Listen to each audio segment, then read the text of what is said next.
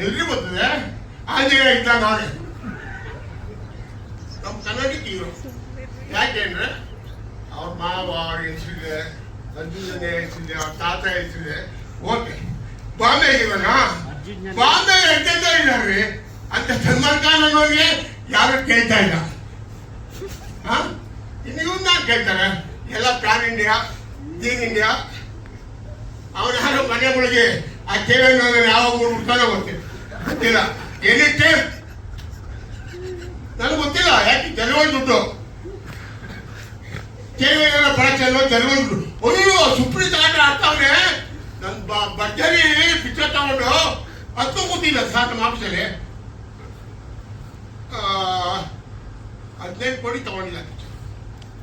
15 ಕೋಟಿ ಕೊಟ್ಟ, 3 ಕೋಟಿ ಇತ್ತಪ್ಪ ಅಂತ.